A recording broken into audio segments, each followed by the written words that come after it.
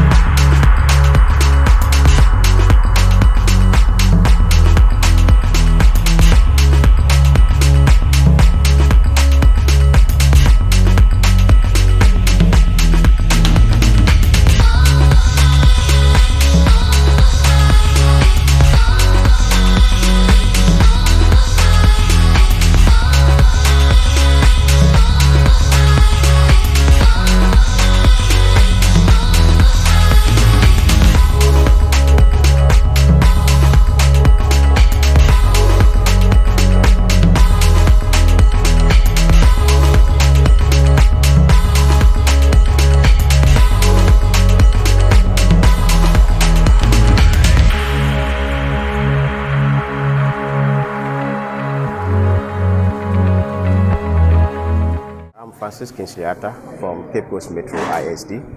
Yeah, we've learned a lot today, but I think it's quite a little bit delayed, to reach out to the various community, but still it's not late. I've learned a lot about this COVID-19, and the main issue has to be what the structure or the mode of dissemination of this information. It's been at the top all this while. Getting down, reaching the people has been the main problem, because there are a lot of questions that people ought to ask and be answered to. That has been the main problem. And since that we've had this information, that we're going to reach out to them. Why is information or ISD more crucial to the dissemination of this COVID-19 information is that we get to the people, get feedback from them. It's going to be mind-boggling. It will actually be something that people might be surprised with, because if you go down there and get information, the feedback, it might even influence whatever we put out already, because the understanding of the people might be different from what we understand. Another thing too is that the most of the information that we put out there, the people are finding it difficult to decode, to understand, so that they can give feedback. And this is only the feedback that will tell you they've understood the issues and they are ready to deal with it. And it must be personal based. Let them accept the information, and they can only accept that when they understand it and adhere to it. Now, go to the marketplaces. We are talking about social distancing or personal distancing, physical distancing. Are they being observed? How can they get the information rightly, appropriately, understand it more, so that they can understand it and do as they've been told? So ISD, now that the opportunity has come, we are going, although we already have the emergency health committees out there, we've been to the market, even taught them how to even wash their hands. But this is the right time for us to move in, to get the right feedback for people, or those in authority, to get the right information for the people, the understanding of the virus or the COVID-19, so that it can influence whatever they put out there to reach out for the prevention that we are looking for. Logistics is a big challenge, but we need to improvise in such a situation. We talk about risk communication. There are a lot of numbers, factors that we can put in place to reach out them. As for gathering, community gathering is now out. So we're going to use the dawn to dusk broadcast. We're going to use the CIC, that is a community information centers, to reach out to them. But one important thing that when it comes to the CICs, normally they don't come. But what we do is that we connect and put a microphone out there for people to come and ask questions, so that we can take. I believe that it's not all the answers that all the questions that we'll be able to have answers to, but we'll put them down. Then we come to the authorities for the right responses. Then we go back to the community. So that's what we are going to do. I'm Matthew Ifrin, the Regional Health Promotion Manager, Ghana Health Service, Central Region. I can boldly say that we are ready. Just yesterday, we trained all our rapid response team in Central Region from all the various health facilities in the region. And we just completed the training. The region, to some extent, we are ready, because we've even identified some treatment centers in the region where we should have a case, we'll send them there. And I can talk of the teaching hospital, trauma hospital in Winneba, Swedru, then the Jumaton. They are already prepared. And all the health facilities that we have are also prepared. But these are the treatment centers. But we have also encouraged all of them to be ready to prepare their facilities for any other directive. So far, we have some suspected cases, which we did some follow-ups. But I can assure you that about 8 cases that we did follow-ups, all of them tested negative. So as I speak, there is no confirmed case of COVID-19 in Central Region. We had about 8 suspected cases. And when we hear such news, we do follow-up. And we did that with pig specimen. We took them to Noguchi. And fortunately for the region, all tested negative.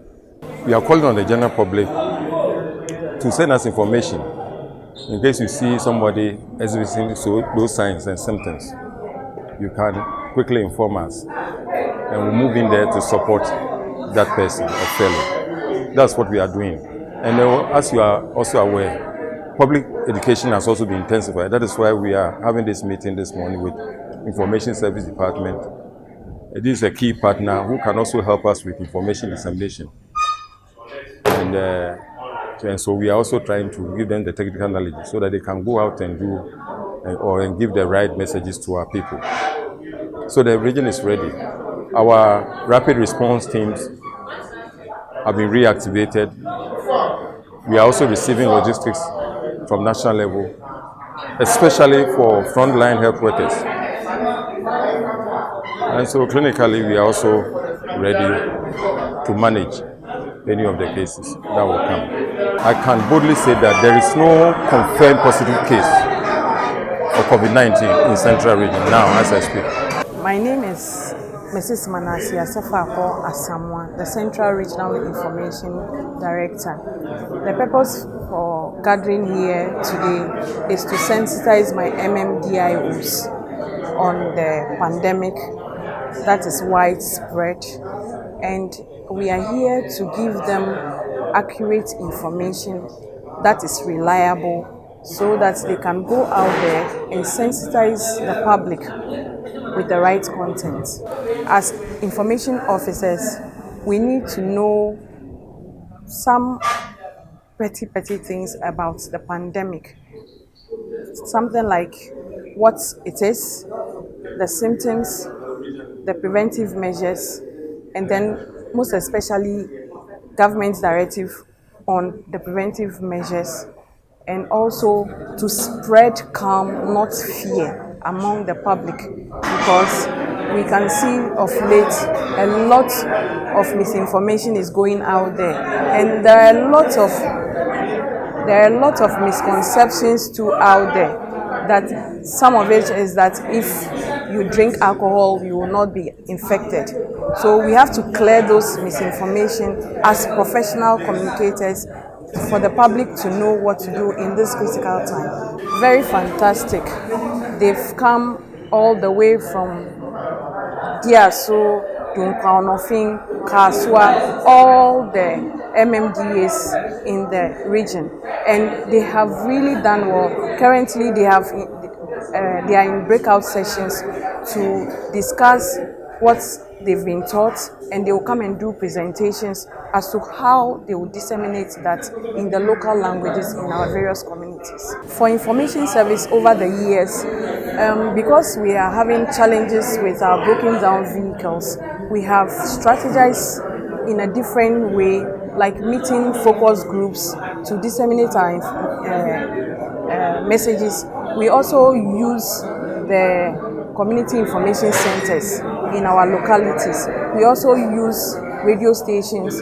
We also use our cinema vans that are left behind. But in this condition we find ourselves now, we cannot meet those groups per the protocols, that's physical and social distances. So we are leveraging more on the community center, information centers, and then at dawn we can also broadcast our message so that people who are yet to step out from their various homes can also get the information.